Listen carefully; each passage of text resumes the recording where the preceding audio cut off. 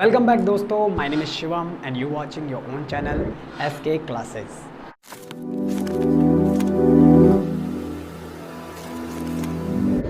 आज के इस वीडियो लेक्चर में हम बात करने वाले हैं किसी भी प्रकार के सब्जेक्टिव टॉपिक को लेकर। आज हम इस वीडियो में बात नहीं करेंगे। आज हमारा टॉपिक उन बच्चों के लिए होगा जो बेसिक तौर पर टेंस को सीखना चाहते हैं, यानी ऐसे बच्चे जो, ये कोई सब्जेक्टिव टॉपिक नहीं है। आज हम बात करने वाले हैं बेसिक तौर पर किसकी, ऐसे टॉपिकों की जो इंग्लिश को लेकर बच्चा सीखना तो चाहता है अगर हम बात करें, लेकिन उसे बड़ी टफ लगती है। उसे लगता है कि वो उसके बस की नहीं है, वो उसे नहीं कर पाएगा, और इसी वजह से उसे कभी भी इंग्लिश टॉपिक को लेकर या इंग्लिश सब्जेक्ट को लेकर अपना इंटरेस्ट नहीं बना पाता है वो बच्चा। आज हम बात करेंगे ग्रामर की और सीखेंगे जीरो से बेसिक रूल्स जो कि इंग्लिश को पढ़ने, इंग्लिश को समझने और इंग्लिश को सीखने में बहुत मदद करते हैं। तो आज के इस वीडियो लेक्चर में हम बात करने वाले हैं, मेरे टॉपिक को देख के आप समझ ही गए होंगे, जब हम सब्जेक्टिव बात नहीं करेंगे तो इंग्लिश में आज हम बात करने वाले हैं टेंस की।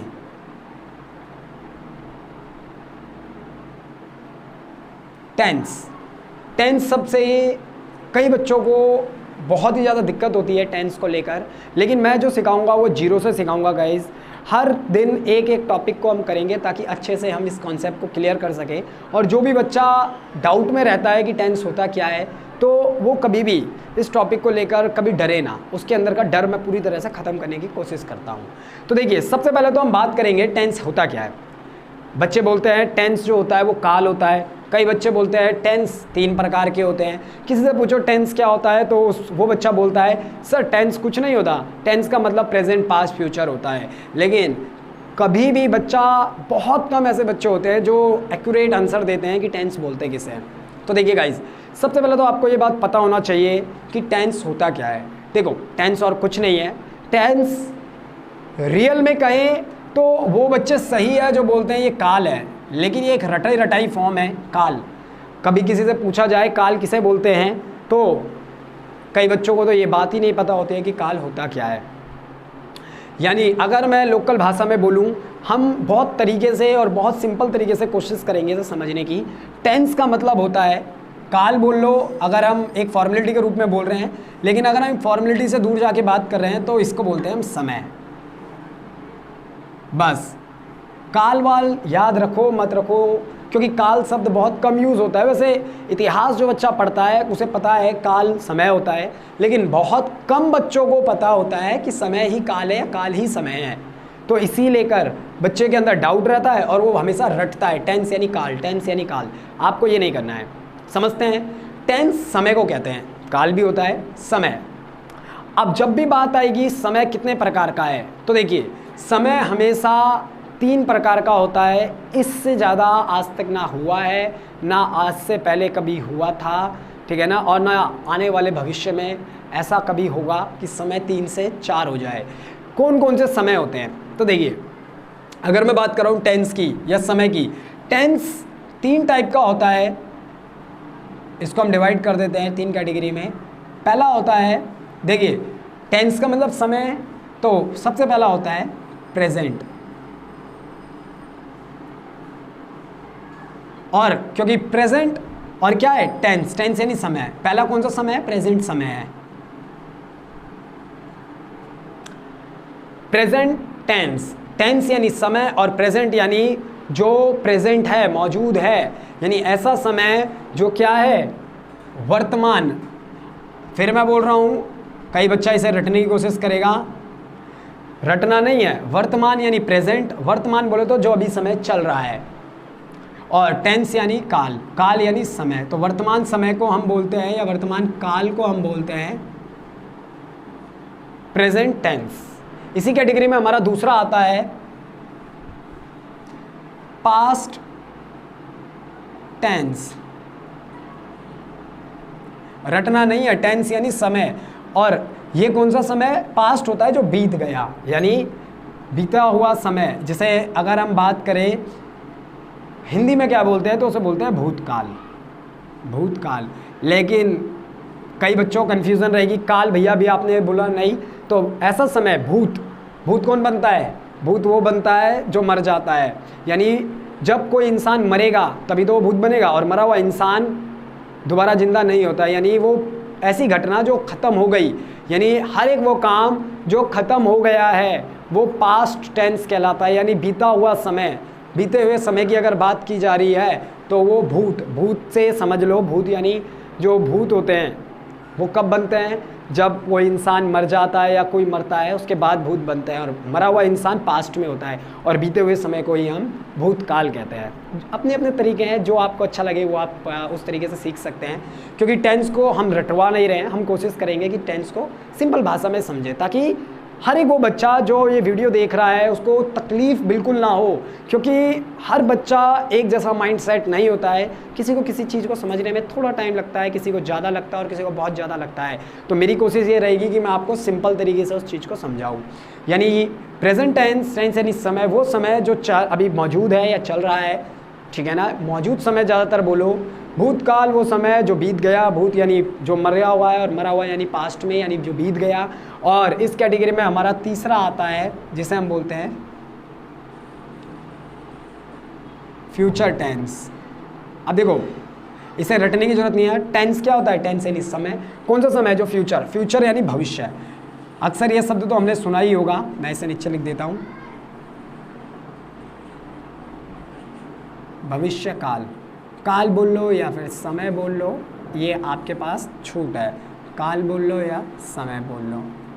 देखिए फ्यूचर जो आएगा, आपको ये पता है कि मेरी इस वीडियो के जो मैं अभी बोल रहा हूँ, ठीक इसके 1 मिनट बाद मैं क्या बोलूँगा वो आपके लिए एक फ्यूचर है कि मैं इसके बाद ये बोलूँगा। तो ऐसा समय जो भविष्य को दिखाता हो, मैं 10वीं के बाद कुछ करूँगा, तो जो भी काम मैं फ्यूचर के लिए कह रहा हूँ, यानी हुआ नहीं है, हो नहीं रहा है, लेकिन हाँ आने वाले टाइम पे ज़रूर होगा, ऐसे समय को हम फ्यूचर टेंस या फिर भविष्यकाल कहते हैं।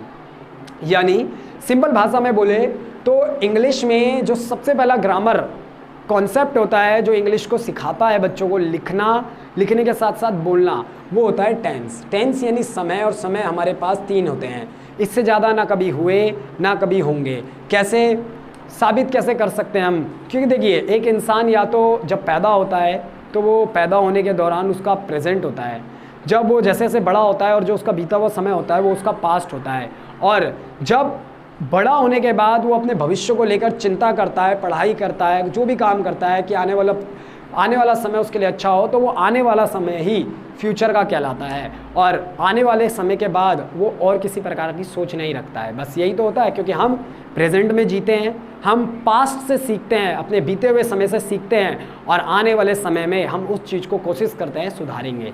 तो ये वही है। तो बात होती है भैया हिंदी में कैसे पता लगाएं? आपने इंग्लिश में तो बोल दिया। तो देखिए प्रेजेंट, जब भी शब्द आएगा प्रेजेंट, हमेशा याद रखना प्रेजेंट का मतलब ही होता है जब साउंड आता है हिंदी में हा से रिलेटेड, जैसे मैंने बोला है या हूँ, हो, केवल यही नहीं, कोई भी साउंड जो रिलेट करता है हा को, 12 खड़ी में हा पड़ा है, वो समय एक्शन भी हो सकता है और नॉन एक्शन भी हो सकता है। अभी हम उसके बारे में डिस्कस करेंगे, लेकिन प्रेजेंट को जो रिप्रेजेंट करता है हिंदी में साउंड, वो हा है, हूँ। मैंने बोला मैं एक लड़का हूँ, मैंने बोला मेरा दोस्त एक अच्छा डॉक्टर है, मैंने बोला वो एक अच्छी डांसर है, और मैंने बोला कि आप अच्छा खेलते हो।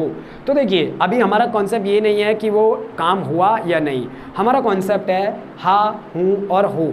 केवल यही 3 शब्द नहीं, हा से जुड़े हुए कई सारे शब्द आ सकते हैं। तो ये सारे जहाँ पर साउंड लास्ट में, वाक्य के लास्ट में यानी सेंटेंस के लास्ट में अगर हा से रिलेटेड कोई साउंड आता है तो वो हो सकता है प्रेजेंट को क्या करता है, प्रेजेंट करता है, यानी दर्शाता है। भूतकाल यानी पास्ट समय, पास्ट समय में हम कभी भी बात करते हैं, आप बोल के देखिए अपनी कोई भी पास्ट घटना, आप पाएंगे कि हमेशा आप था के कॉन्सेप्ट में बात करेंगे। हो सकता है वो था में ना जाए, आ ई में रुक जाए, वो भी पास्ट को दिखाता है लेकिन एक्शन में दिखाता है। जैसे मैंने बोला कि मैं आज से 2 साल पहले एक MNC कंपनी में काम किया करता था। तो देखिए गाइस, किया करता था, हालांकि इससे मेरी बात साबित हो रही है कि मैं अब उस काम को नहीं करता हूँ। यानी पास्ट की जो हिंदी पहचान होती है, अगर वाक्य के लास्ट में था, थी, थे आ जाए, जैसे था लगता है लड़की के लिए आ की मात्रा, ई की मात्रा लगती है लड़की। राम मेरा भाई था, राधा उसकी अच्छी फ्रेंड थी और मैं और मेरे पापा अच्छे इंसान थे अपने समाज में। तो और भविष्य में साउंड आता है गा गी गे गा, यानी आने वाला समय जब होता है गा गी और गे गा। और यही समय जो ये मैं बता रहा हूँ है, हूँ, है, था, थी, थे और गा गी गे, ये हिंदी का साउंड है समय को पकड़ने के लिए। और इंग्लिश को है, हूँ, है को इंग्लिश में जब हम बात करते हैं वो प्रेजेंट टाइम कहलाता है। जब भी था, थी, थे हमारे हिंदी के वाक्य में या सेंटेंसेस में लगता है तो पास्ट टेंस कहलाता है, और गा गी गे लगता है तो फ्यूचर टेंस की कैटेगरी में आता है। अब हम बात करते हैं, देखिए टाइम के हिसाब से तो टेंस को 3 कैटेगरी में बांटा गया है, प्रेजेंट, पास्ट और फ्यूचर। लेकिन एक और चीज़ समझनी बहुत ज़रूरी है बच्चों को, जो हर एक बच्चे को ना जो टेंस शुरुआत में सीख रहा है, यानी लर्नर है, बिगनर है, उसको जो सबसे ज़्यादा तकलीफ होती है वो ये होती है कि भैया चलो ये टीचर ने समझाया कि प्रेजेंट, पास्ट और फ्यूचर क्या था, लेकिन जब सेंटेंस बनाते हैं तो कई बार टीचर बोलता है कि इसमें वाजवर आएगा ही नहीं, इज़ेमार आएगा ही नहीं, और है, हूँ, है होता है उसमें। तो इसी को इस कंफ्यूजन को दूर करने के लिए मैं आपको समझाता हूं क्या होता है। देखिए टेंस जो होता है, गौर करना है यहां पर, मैं दोनों उसमें लिखवा देता हूं। तो देखिए टेंस समय के अनुसार 3 है, प्रेजेंट, पास्ट और फ्यूचर। लेकिन उस सेंटेंस में या उस सेंटेंस के अंदर कोई व्यक्ति काम कर रहा है, काम यहां पर वर्ब कहलाती है। जैसे मैंने बोला गो, मैंने बोला रन, मैंने बोला ईट, और कोई भी वर्ब जो होती है उनकी 5th फॉर्म तक होती है। बिगिनर को बस इतना याद रखना है कि 4th फॉर्म होती है या 3 फॉर्म तक याद कर सकते हो बेसिक। कैसे? जैसे गो 1st फॉर्म है, गो यानी जाना, इसकी 2nd फॉर्म है वेंट, और इसकी 3rd फॉर्म है गॉन। ऐसे ही रन की रनी होती है और इसकी रनी होती है, और ईट की एट और इटन। ऐसे बहुत सारी होती है, जैसे मैंने बोला बाय, बाय यानी खरीदना, बाय की हो जाती है बॉट, और इसकी भी बॉट ही होती है। तो ये 1st फॉर्म वर्ब जिस वाक्य में अगर काम हो रहा है वो कहलाता है हमारा एक्शन टेंस। टेंस को काम करने और ना करने के आधार पर 2 हिस्सों में विभाजित किया जाता है, यानी we divided tense according to work done by subject into 2 categories.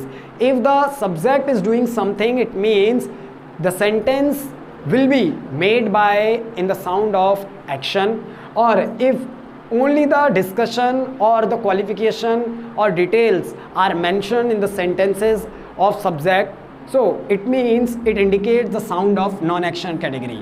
यानी अगर सेंटेंस या वाक्य में कर्ता जो है यानी सब्जेक्ट जो है, अभी हम सब्जेक्ट को ऐसे समझ लो, जो जिसके बारे में बात हो रही है वो कोई काम नहीं कर रहा है, बस उसकी क्वालिटी को बताया जा रहा है, उसकी विशेषता बताई जा रही है, उसकी क्वालिफिकेशन बताई जा रही है, उसकी डिटेल को बताया जा रहा है। तो ऐसे बनाए हुए सेंटेंस जिसमें एक्शन नहीं हुआ, काम नहीं हुआ, जाना, खेलना, बोलना, नाचना, मारना, पीटना, ये सारे जो काम है वो नहीं हुए, तो इसका मतलब वो कहलाता है नॉन एक्शन कैटेगरी। क्या कहलाता है? Non action.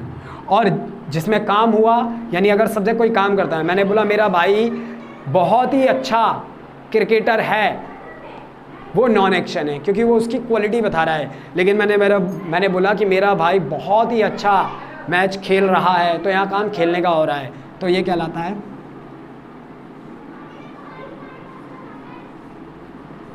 Action tense. Tense यानी समय। अगर किसी समय में काम हुआ तो वो एक्शन टेंस, और काम नहीं हुआ तो वो नॉन एक्शन टेंस। यानी अगर हम बात कर रहे हैं कि tense according to time, the tense, there are the 3 types of the times, the present, past and future. The present represent the time which is continuing, the past time which indicates the something had already done, or the future time that will come. It means the time that is not in present, it will come. So according to verb, so we divide it into 2 categories. The first is non-action, in which the subject does not work anything, but the quality, qualification, details are mentioned in the sentences of the subject.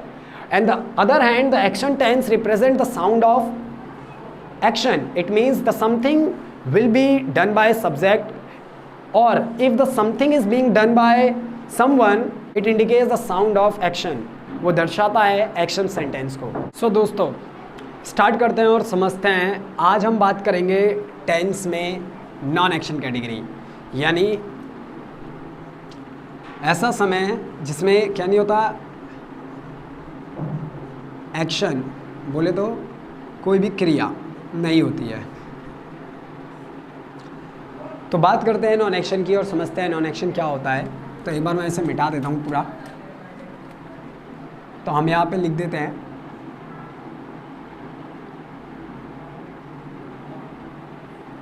Tense में हम बात करने वाले हैं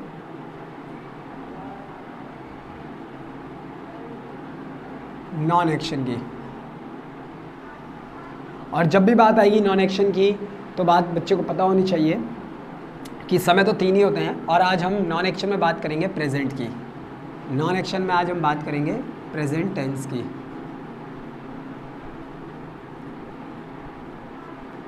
present tense की। और present tense की हिंदी पहचान होती है नॉन एक्शन में है, हूँ या फिर है से जुड़ा हुआ कोई भी साउंड जब आता है तो प्रेजेंट टेंस कहलाता है। प्रेजेंट टेंस नॉन एक्शन की कैटेगरी में कोई भी बात जो होती है, हम 4 तरीके से अपने सेंटेंस को बनाते हैं। बेसिक 5 होते हैं लेकिन हम 4 समझेंगे क्योंकि जो बच्चे बिगनर्स हैं उनको ये बात पता होनी चाहिए कि टेंस में नॉन एक्शन कैटेगरी का जो प्रेजेंट टेंस होता है, हूँ है, उसकी पहचान होती है। लेकिन याद रखना, नॉन एक्शन का मतलब है ऐसे सेंटेंस जो विदाउट वर्ब है। क्या है? Without verb. तो ये बात भी बच्चों को पता होनी चाहिए कि विदाउट वर्ब है। प्रेजेंट टेंस है, हूँ है तो होता ही है, लेकिन कोई अपनी बात को कितने प्रकार से कह सकता है, यानी कोई व्यक्ति किसी बात को कितने तरीके से कह सकता है। तो बेसिकली कोई भी व्यक्ति अपनी बात को मिनिमम 4 तरीके से कह सकता है और मैक्सिमम 5 तरीके से कह सकता है। हालांकि जो 5वां टाइप है वो WH फैमिली है, वो सिमिलर ही है दूसरे के। यानी देखते हैं कौन कौन सी बात को हम कितने तरीके से कह सकते हैं। यहाँ पर हम एक बार बात कर लेते हैं, या इसको मैं एक बार मिटा लेता हूँ। इसे मिटाता नहीं हूँ, यहीं पे लिख लेता हूँ कि a thing can be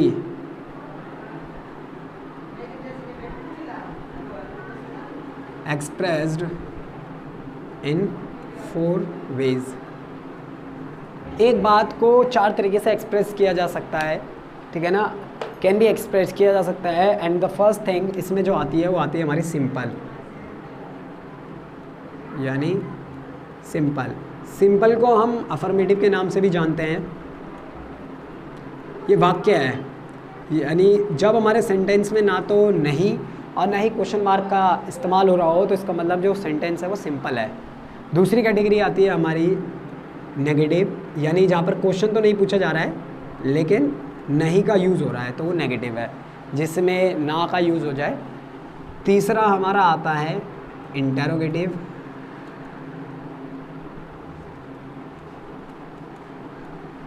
जिसमें क्वेश्चन पूछा जाएगा लेकिन कंडीशन ये रहेगी कि जो क्वेश्चन पूछा जा रहा है वो क्या में पूछा जाएगा। ये इसकी कंडीशन है कि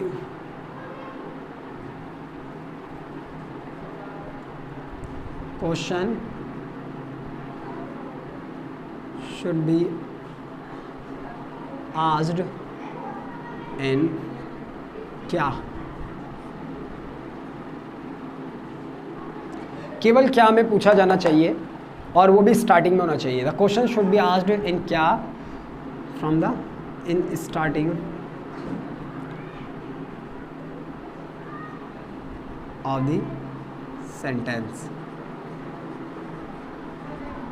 सेंटेंस के स्टार्टिंग में ही क्या लगना चाहिए, तब जाके वो इंटरोगेटिव बनता है, उसमें नहीं का यूज़ नहीं होना चाहिए। और इसका जो चौथा टाइप है वो कहलाता है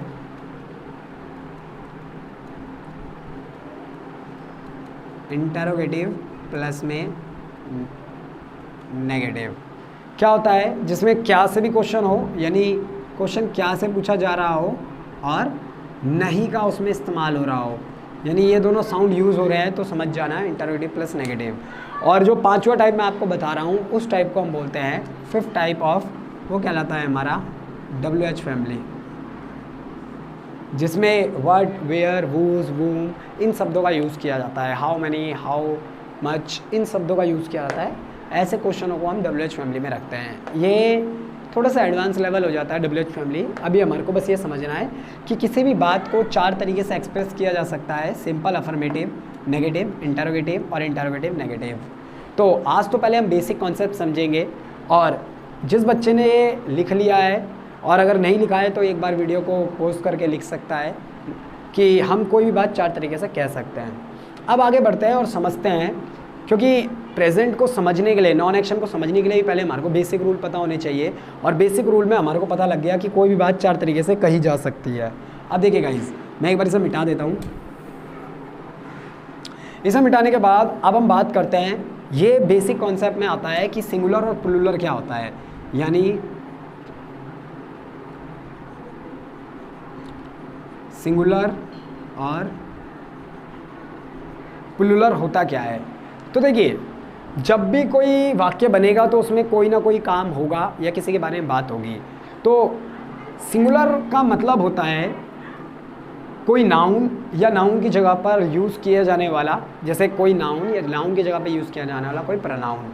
बच्चा ऐसे नहीं समझता है तो याद रखना, जैसे मैंने बोला ही लड़के के लिए यूज़ होता है, वह, तो वह क्या है, लड़का। मान लो कोई राहुल नाम का या अभिषेक नाम का लड़का है, तो वो अभिषेक जो है वो एक नाउन है, लेकिन नाउन की जगह पर जो शब्द लगेगा वह, उसकी जगह ही लगेगा, तो वो एक प्रोनाउन है, तो वो सिंगुलर कहलाएगा। और कौन कौन होते हैं सिंगुलर? शी लड़की के लिए लगता है, एट, ही, शी, एट, और एनी सिंगुलर नेम।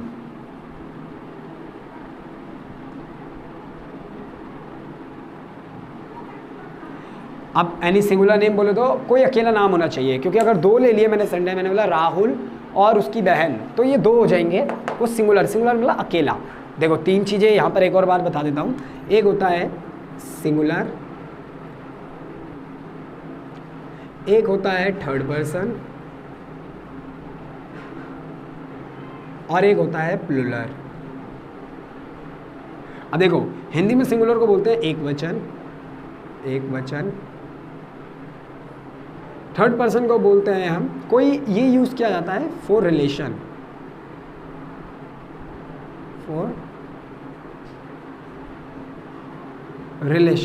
और प्लूरल होता है बहुवचन।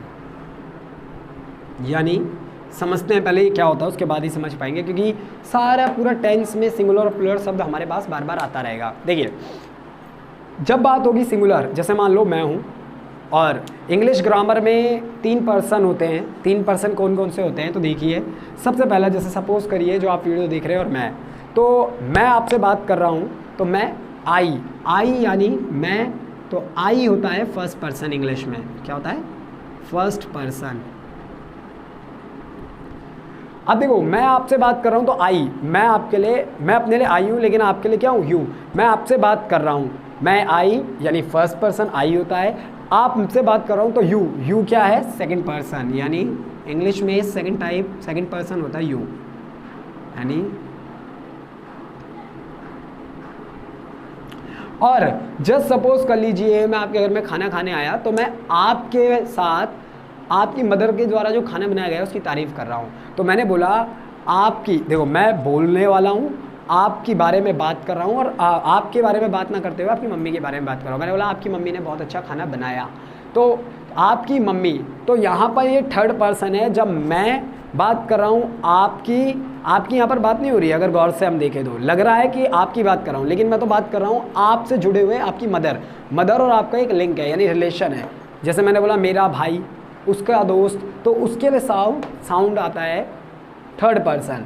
तो आई, यू और बाकी जो है उसे हम थर्ड पर्सन बोलते हैं। यानी थर्ड पर्सन कौन हो गया?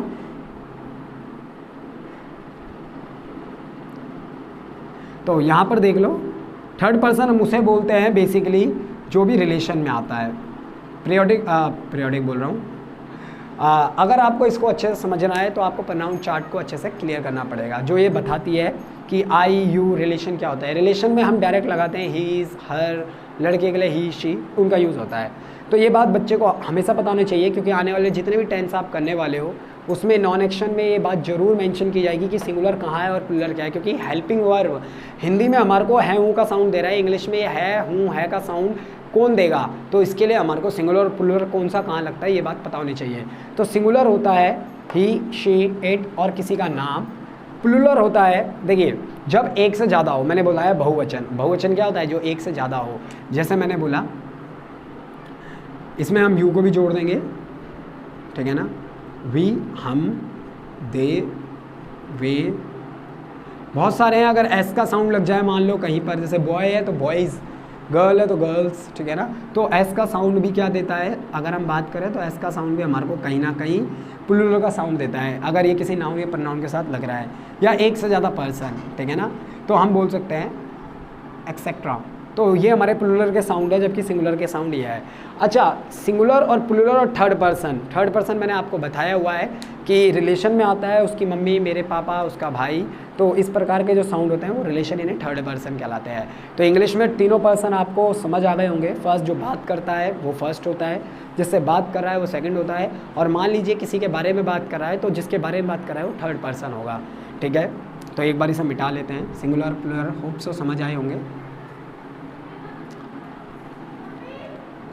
अब देखिए, तो ये तो हमारे को पता लग गया, यानी टेंस में नॉन एक्शन में हम प्रेजेंट कर रहे हैं। सिंगुलर और प्लूरल के बारे में आपको अच्छे से क्लियर हो गया होगा। लेकिन अब एक नई चीज़ आती है, क्योंकि नॉन एक्शन में वर्ब तो है नहीं, तो फिर क्या है? तो यहाँ पर एक आता है हेल्पिंग वर्ब। हेल्पिंग वर्ब होता क्या है पहले ये क्लियर करते हैं, फिर आगे बढ़ेंगे। तो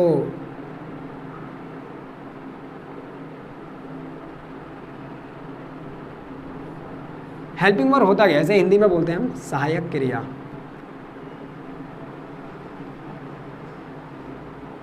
क्या बोलते हैं? सहायक क्रिया। होती क्या है सहायक क्रिया? तो देखिए गाइस, बहुत सिंपल सा कॉन्सेप्ट है। जो भी शब्द हमने पढ़ा कि हर टाइम का ना एक हिंदी का साउंड होता है। प्रेजेंट होगा तो है हूँ होगा, पास्ट होगा तो था थी होगा, और फ्यूचर होगा तो गागी होगा।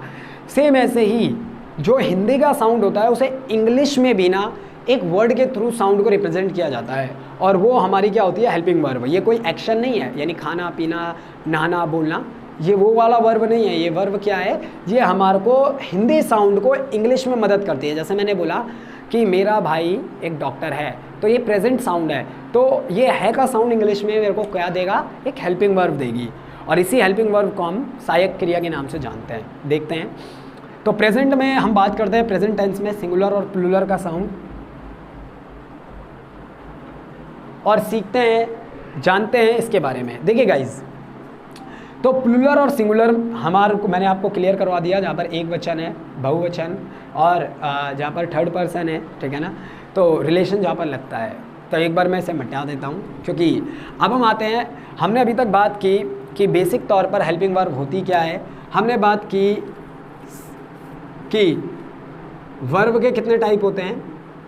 वर्ब के 3 टाइप्स होते हैं, 3 टाइप्स। हमने अभी बात की सिंगुलर वर्सेस प्लूरल क्या होता है, सिंगुलर, प्लूरल, और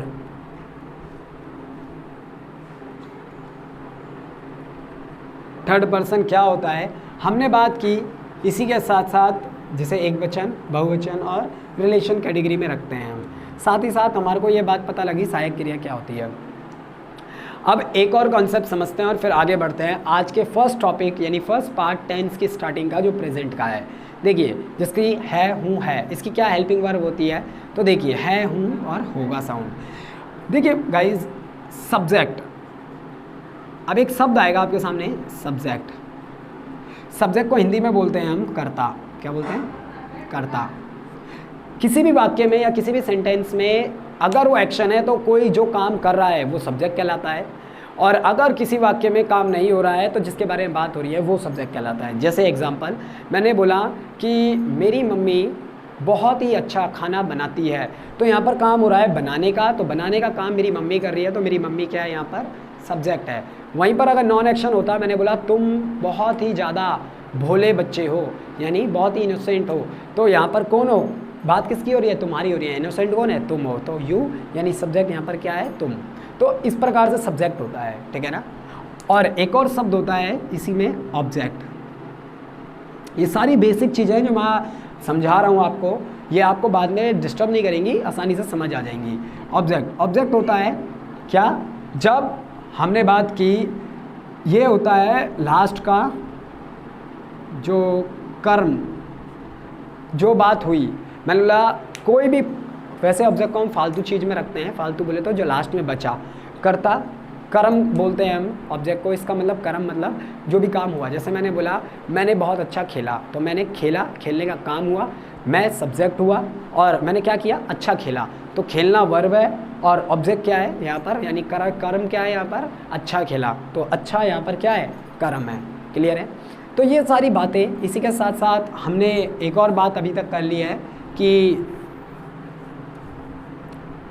हमने बात की है कि टाइप ऑफ सेंटेंसेस,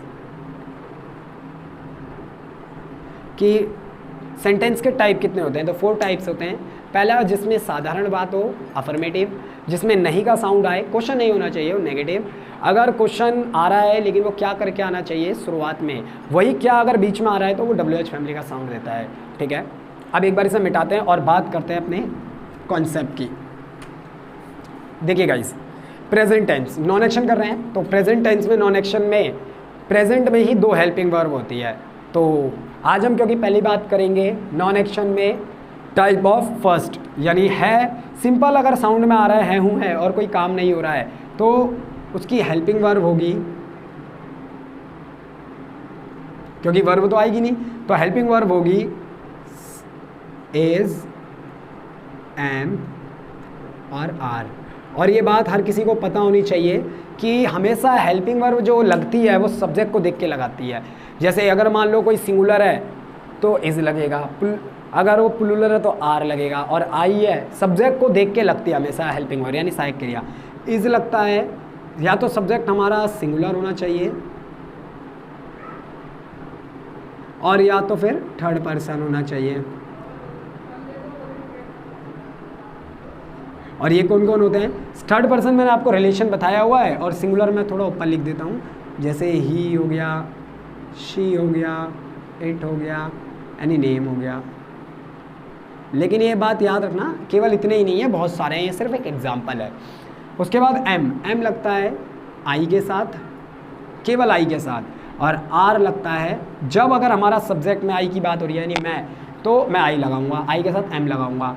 सिंगुलर है तो इज लगाऊंगा, और प्लूरल है, आर लगता है प्लूरल के साथ। क्या होता है प्लूरल? जैसे यू, वी, दे और एक्सेट्रा। यानी बस इतना याद रखना, एक से ज़्यादा है तो वो प्लूरल है। देखिए गाइज, तो ये तो हो गए हमारे इज, एम, आर।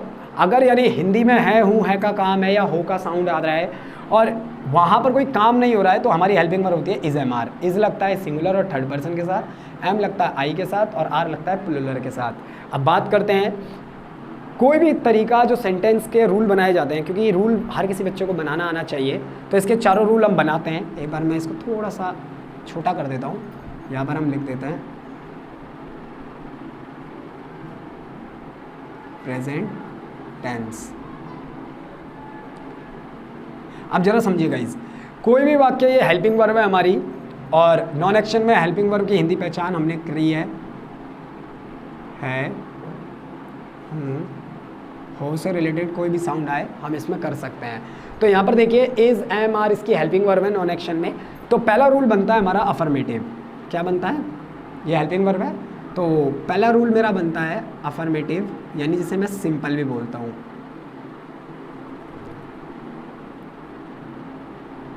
जिसे हम बोलते हैं सिंपल के नाम से भी जानते हैं। सिंपल क्यों बोलते हैं इसे? क्योंकि इसमें कोई, पहली बात तो ये नॉन एक्शन है, एक्शन में भी होता है, यानी जहाँ पर क्वेश्चन ना पूछा जाए और जहाँ पर किसी बात के लिए मना ना किया जाए। इसका रूल कैसे बनेगा? तो याद रखना गाइज, अफर्मेटिव और नेगेटिव के जो रूल बनते हैं वो दोनों सिमिलर है, बस एक चीज़ का अंतर होता है, उसमें नॉट ऐड होता है, ठीक है ना। और इंटरोगेटिव और इंटरोगेटिव नेगेटिव वो सारे एक जैसे होते हैं। तो बहुत आसान तरीका है। देखिए अफर्मेटिव के रूल में सबसे पहले आता है सब्जेक्ट, जिसके बारे में बात हो रही है, क्योंकि नॉन एक्शन कर रहे हैं। सब्जेक्ट के बाद हम लगाएंगे हेल्पिंग वर्ब। और हमेशा याद रखना अफर्मेटिव और नेगेटिव में हमेशा सब्जेक्ट पहले नंबर पे होता है और फिर उसकी हेल्पिंग वर्ब आती है। हम हेल्पिंग वर्ब बात कर रहे हैं यहाँ पर इज, एम और आर की। अब हम बात करते हैं उसके बाद वर्ब, लेकिन ये नॉन एक्शन है तो वर्ब तो आएगी नहीं और सीधा ऑब्जेक्ट और फुल स्टॉप जरूर लगाना है।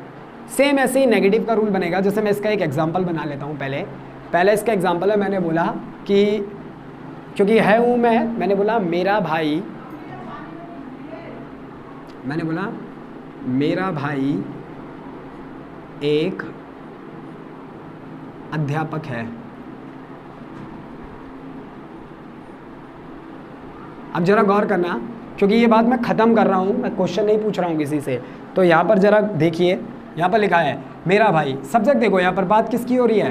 तो इस सेंटेंस में देखो पहले तो ये चेक करना है कि ये है हूँ है, ये एक्शन है नॉन एक्शन है, यानी ये प्रेजेंट टाइम है, क्योंकि हमने बात की प्रेजेंट है हूँ हो में आता है तो ये प्रेजेंट है। लेकिन ये भी चेक करना है कि ये प्रेजेंट एक्शन है या नॉन एक्शन है। तो यहाँ पर कोई काम नहीं हो रहा है, बस उसकी क्वालिटी बता रहा है कि वो एक अध्यापक है, उसके बारे में बता रहा है।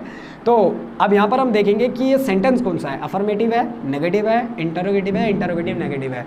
तो दिखने से पता लग रहा है ना तो इसमें क्वेश्चन पूछा जा रहा है और ना ही इसमें मना किया जा रहा है। यानी ये सिंपल टेंस नॉन एक्शन का प्रेजेंट टेंस का क्या है, अफर्मेटिव पार्ट है, जिसमें सब्जेक्ट मेरा भाई है, क्योंकि बात किसकी हो रही है, मेरे भाई की। तो मेरे भाई को हम बोलेंगे माय ब्रदर।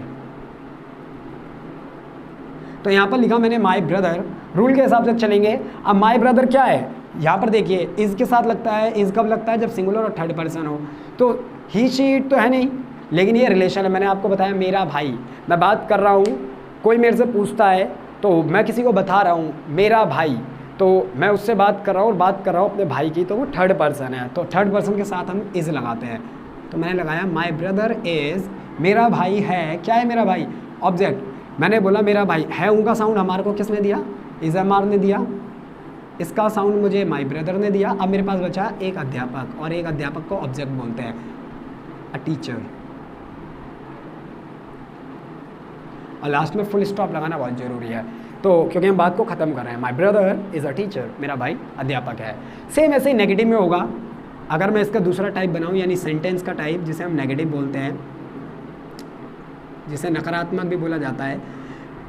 अच्छा, इसमें कुछ नहीं होगा, अफर्मेटिव नेगेटिव के रूल सेम बनते हैं। बस एक दिक्कत क्या होती है, नेगेटिव में नॉट जो होगा वो सेंटेंस के ना थर्ड प्लेस, रूल जब हम बनाते हैं थर्ड प्लेस में होता है। जैसे देखो सेम रूल है, सब्जेक्ट प्लस में हेल्पिंग वर्ब, क्योंकि हम इज एम आर कर रहे हैं, इज एम और आर।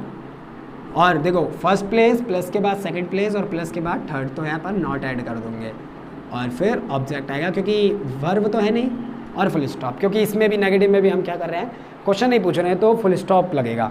देखिए मैंने एक एग्जांपल बनाया, मैंने बोला कि वे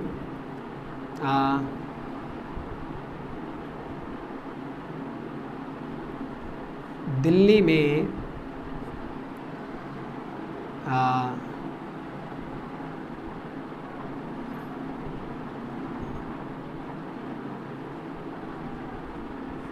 बड़े व्यापारी हैं।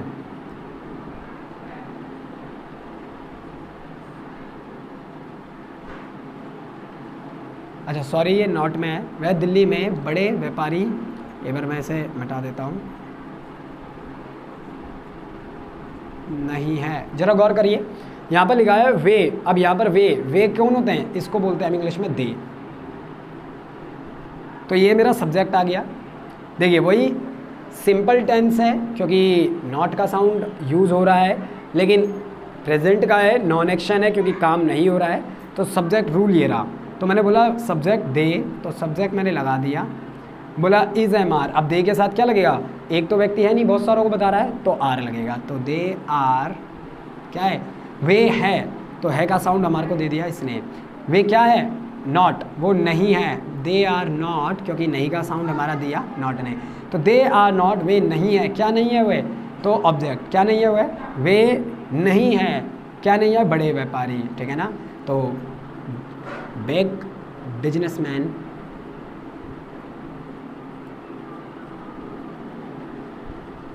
कहाँ नहीं है, बचा हमारे पास मेन में, कहाँ पर नहीं है, दिल्ली में, सॉरी ये बचा है इन दिल्ली, तो इन दिल्ली। तो अब हम आते हैं इसके थर्ड पार्ट में। अफर्मेटिव नेगेटिव हमने कर लिया, हमने ये समझ लिया इज़ किसके साथ आता है, एम किसके साथ आता है, आर। अब हम इसके, मैंने आपको बताया कि 4 तरीके से हम किसी भी बात को बोल सकते हैं, जिसमें से पहले 2 हमने पहला अफर्मेटिव का पार्ट पढ़ा, दूसरा हमने नेगेटिव का पढ़ा। अफर्मेटिव को हिंदी में हम बोलते हैं साधारण, नेगेटिव को हम बोलते हैं नकारात्मक सेंटेंस या वाक्य है। अब हम बात करेंगे इसके तीसरे टाइप की, जो कि कहलाता है इंटेरोगेटिव। मैं एक बार इसे मिटा देता हूँ। रूल के हिसाब से ज़रूर चलना, रूल के हिसाब से अगर बच्चा नहीं चलेगा तो उस चीज़ को उसे समझ नहीं आएगा। तो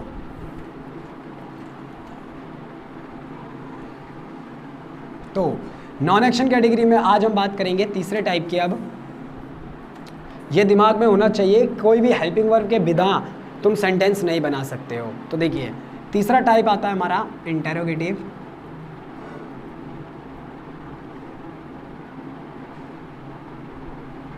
जिसे हम बोलते हैं प्रश्नवाचक। लेकिन मैं ये बात मैंने मेंशन कर दी है कि जब भी बात आएगी प्रश्नवाचक की तो हमेशा ये बात दिमाग में रहनी चाहिए कि क्या से शुरुआत होनी चाहिए सेंटेंस की। अगर वो क्या बीच में आ जाता है तो वो इंटेरोगेटिव नहीं कहलाएगा, वो WH फैमिली का रूप कहलाएगा। तो देखिए इंटेरोगेटिव यानी प्रश्नवाचक, और अफर्मेटिव और नेगेटिव के जो रूल बने वो सिंपल तरीके से बने। हमने बात की कि सब्जेक्ट पहले आता है फिर उसकी हेल्पिंग वर्ब आती है, और नॉट हमेशा थर्ड प्लेस में आएगा, चाहे वो इंटेरोगेटिव है चाहे कुछ भी है। तो देखिए लेकिन इसमें थोड़ा अलग होता है, क्या का साउंड आता है, क्योंकि क्या से सेंटेंस चालू होता है। तो उस क्या के लिए क्या करें, तो उस क्या के लिए हम हेल्पिंग वर्ब को आगे लिख देते हैं, क्योंकि हम प्रेजेंट टेंस की नॉन एक्शन की हेल्पिंग वर्ब कर रहे हैं जो कि है, हूँ और हो का साउंड देता है। तो उसमें हम सबसे पहले लिख देंगे हेल्पिंग वर्ब क्या है हमारी, इज एम आर। तो इज एम आर मैंने बार बार बताया रहा हूँ और एक बार फिर मेंशन कर रहा हूँ कि हेल्पिंग वर्ब हमेशा सब्जेक्ट को देख के लगती है। इज एम आर प्लस में सब्जेक्ट यानी हमको पता है कर्ता, फिर क्योंकि वर्ब है नहीं डायरेक्ट ऑब्जेक्ट, और नॉट है नहीं, और देन अब क्वेश्चन मार्क आएगा क्योंकि क्या से क्वेश्चन पूछा जाएगा। तो ये बात भी ध्यान में रखनी चाहिए बच्चे को। उसके बाद आता है इसका एक सेंटेंस बनाते हैं, क्या से सेंटेंस चालू होगा इसकी कंडीशन है इंटरोगेटिव की, जैसे मैंने बोला, और है क्योंकि हम अभी केवल और केवल है हूँ हो का साउंड कर रहे हैं जो नॉन एक्शन का है। जैसे एक सेंटेंस बनाया मैंने बोला क्या मैं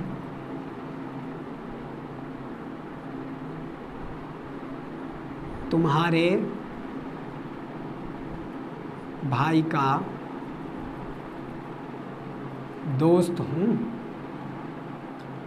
और देखो प्रश्नवाचक चिन्ह जरूर आएगा, क्या मैं तुम्हारे भाई का दोस्त हूँ। जरा सेंटेंस को गौर से देखते हैं एक बार।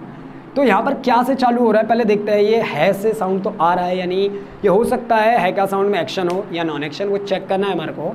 इसमें कोई भी काम नहीं हो रहा है, बस बोल रहा है, प्रश्न पूछ रहा है कि मैं तुम्हारे भाई का दोस्त हूँ।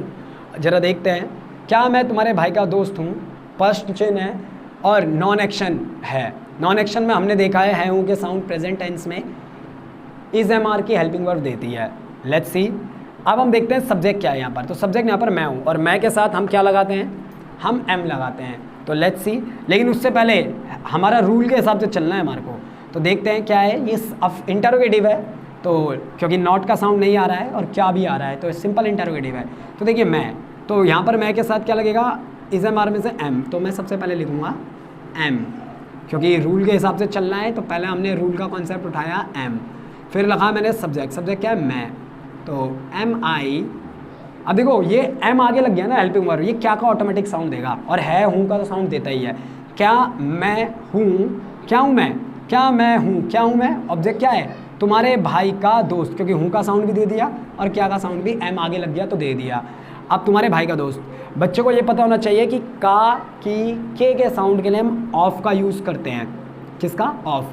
कभी भी ऐसा साउंड आता है तुम्हारे भाई का, मेरे पापा का भाई, तो हम इसे दो तरीके से बना सकते हैं। का की जगह हम ऑफ का साउंड दे देते हैं और का के बाद का जो शब्द है उसको हम पहले लिखते हैं। जैसे मैंने लिखा फ्रेंड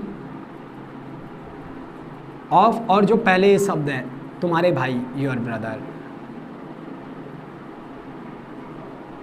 या तो ऐसे बना लो या फिर दूसरा ऑप्शन है यानी का की के, को नहीं, केवल का की के लिए ऑफ का साउंड आता है, जिसमें हम ऑफ का साउंड डालते हैं और बाद वाली चीज़ को पहले और पहले वाली चीज़ को बाद में लिख देते हैं, डेट्स इट। लेकिन एक और टाइप है हमारे पास इसकी वैरायटी में, और वो ये है कि हम अपॉस्ट्रोफी एस का साउंड देकर भी का साउंड दे सकते हैं। जैसे मैं बनाता हूँ, मैं क्या तुम्हारे भाई का दोस्त हूँ, तो पहले मैंने ऑफ का साउंड दे के बनाता हूँ, तो एम आई क्या हूँ मैं, दोस्त, तो ऑफ का साउंड डालूंगा, ऑफ के साउंड से पहले friend, am I friend of your brother, और लास्ट में क्वेश्चन मार्क। देखिए ऑफ का साउंड तो मैंने बताया, ऑफ लगा के जो का के, ठीक, ये का की के गले लगेगा, ठीक, पीछे वाला पहले आ जाता है इंग्लिश में, और पहले वाला का से पहला, का की के से पहले वाला बाद में आ जाता है। को का साउंड नहीं होगा, को ऑफ का साउंड नहीं देता है, ठीक है ना। अच्छा, इसका दूसरा टाइप क्या है का साउंड देने का, तो मैं इस सेंटेंस को ऐसे ही बना सकता हूँ कि एम आई, अब देखो यहाँ पर मैं ऑफ नहीं लगा रहा हूँ, का के लिए मैं ना डायरेक्ट साउंड लगा रहा हूँ, भाई एम आई, अब देखो तुम्हारा भाई, सॉरी तुम्हारा भाई है, एम आई, तो योर ब्रदर्स, देखो ब्रदर, और का साउंड अब मैं अपोस्ट्रोफी एस दे रहा हूँ, your brothers, am I your brother's friend, ये भी सिंपल तरीका है, और लास्ट में क्वेश्चन मार्क। यानी दोनों तरीके से मैं का की के का साउंड दे सकता हूँ, अपोस्ट्रोफी एस भी और नॉर्मल तरीके से भी। अब देखते हैं, आगे बढ़ते हैं इस कैटेगरी में और समझते हैं इसका टाइप 3 यानी टाइप 4, इंटरोगेटिव के बाद आता है interrogative plus negative. Interrogative plus negative, नाम से ही पता लग रहा है यहाँ पर प्रश्न तो यानी क्या से तो चालू होगा, और नहीं यानी थर्ड प्लेस में नॉट लग जाएगा। तो रूल 1 मिनट के लिए वीडियो पॉज कीजिए और बनाइए, हम देखते हैं। देखिए सबसे पहले, क्योंकि इंटरोगेटिव जब भी आएगा हेल्पिंग वर्ब आगे आएगी, और हम हेल्पिंग वर्ब में इज़मार कर रहे हैं, तो सबसे पहले हमारी हेल्पिंग वर्ब आएगी एस,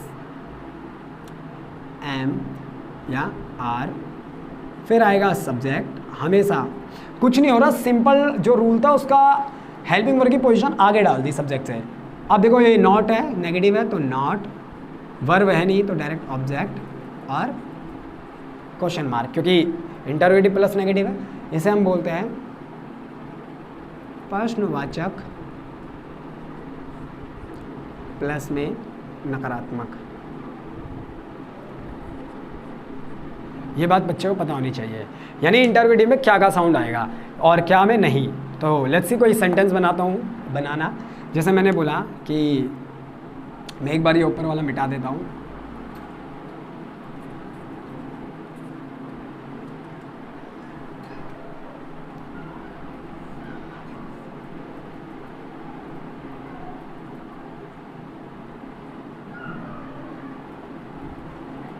देखिए इसका सेंटेंस हम यहाँ बना लेते हैं। मैंने एक सेंटेंस बोला, मैंने बोला कि क्या वह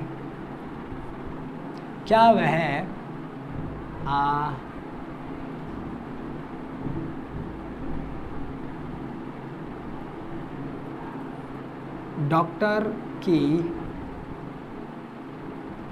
पत्नी नहीं है।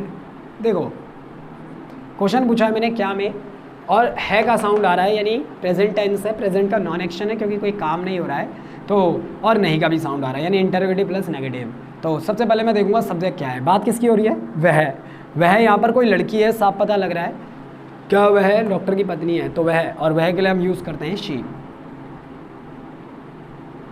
ठीक है ना। ये एक प्रोनाउन है, नाउन की जगह यूज़ होने वाला वर्ड।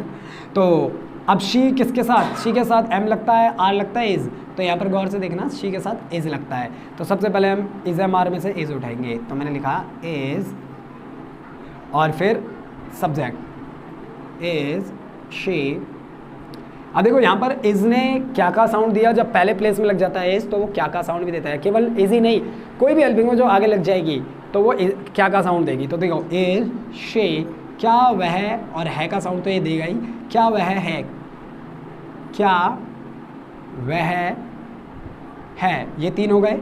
अब देखो इज शी, क्या वह है, नॉट, इज शी नॉट, क्या वह नहीं है, क्या नहीं है, डॉक्टर की पत्नी। अभी मैंने बताया ऑफ का sound, is she not wife of doctor, wife of doctor और क्वेश्चन मार्क, या फिर मैं ऐसे ही बना सकता हूँ is she not doctors wife.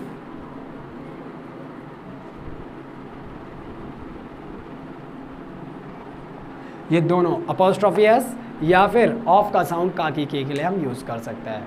Hope so ये पूरा कॉन्सेप्ट समझ आया होगा। और प्रेजेंट टेंस में आज हमने फर्स्ट टाइप जो कि नॉन एक्शन का प्रेजेंट था, हेल्पिंग वर्ब इज़ समाप्त की। अगली वीडियो में हम बात करेंगे प्रेजेंट टेंस के ही नॉन एक्शन कैटेगरी में दूसरी हेल्पिंग वर्ब की। उससे पहले वीडियो समझ आई तो लाइक कीजिए। Thank you.